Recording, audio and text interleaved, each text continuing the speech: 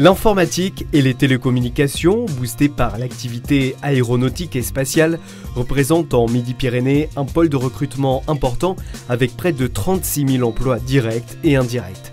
La région, en pointe dans ce secteur, héberge plusieurs entreprises très innovantes dans les systèmes embarqués, les objets connectés ou encore le cloud, ces nouveaux lieux externes de stockage de données. Les métiers de l'informatique pratiqués dans ces entreprises sont nombreux et englobent des activités très différentes telles que l'étude, la conception, la production, la gestion et la maintenance des systèmes de traitement de l'information. La fonction d'analyste programmeur est, à plus d'un titre, emblématique dans ces métiers où passion et technicité se mêlent étroitement. Stéphane travaille depuis 5 ans dans une société spécialisée dans la création de logiciels professionnels. Son métier, il le connaît bien. Je commençais par un bac compta en fait, et ça a été une révélation au tout début quand je faisais du VBA. Et du coup, je me suis orienté vers un BTS informatique et gestion pour faire du développement.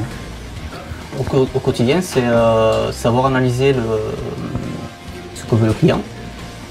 Et ensuite, à partir de l'analyse, il faut réussir à faire le développement. Laurence Madja est directeur technique chez Berger Levrault.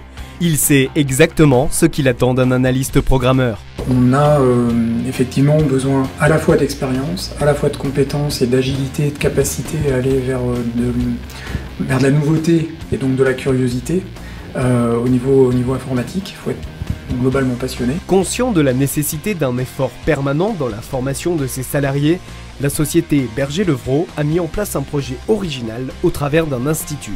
C'est un cursus de formation qui est mis en place avec une école, spécifiquement pour Berger Levrault, qui sur 5 ans devrait former une centaine de développeurs au métier de l'analyse et du développement.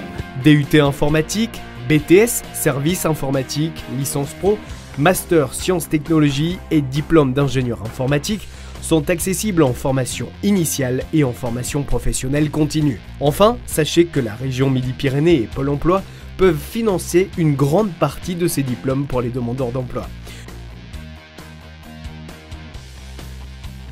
Les métiers de l'informatique ne s'arrêtent pas à la seule conception des logiciels et à leur maintenance. Ils regroupent toute l'installation et la gestion des flux informatiques liés au formidable essor des réseaux et d'Internet. C'est ici, à l'IUT de Blagnac, que se prépare la licence Pro Réseau et Télécommunications spécialisée réseau sans fil et sécurité. Une formation qui peut être suivie aussi bien en formation initiale, en alternance ou en formation continue. Il faut avoir un esprit de synthèse, d'analyse des problèmes, parce qu'on voit bien l'informatique c'est souvent des problèmes, donc de diagnostic. Edwige est en 3e année de licence Pro Réseau et Télécommunications, un parcours qu'elle a souhaité réaliser en alternance.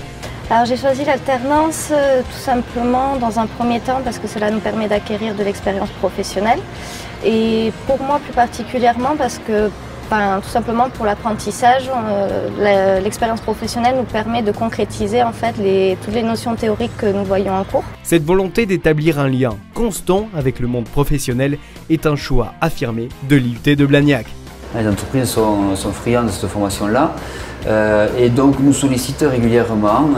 Et donc effectivement, quand on leur a proposé de mettre en place cette formation-là par alternance, l'écho a été de suite très positif. Une grande partie de ces formations réseau et télécommunications sont soutenues par la région Midi-Pyrénées et Pôle emploi et sont accessibles aux demandeurs d'emploi. Si un de ces métiers d'avenir vous intéresse, vous trouverez sur mpfm.fr tous les renseignements pour vous guider vers votre future carrière.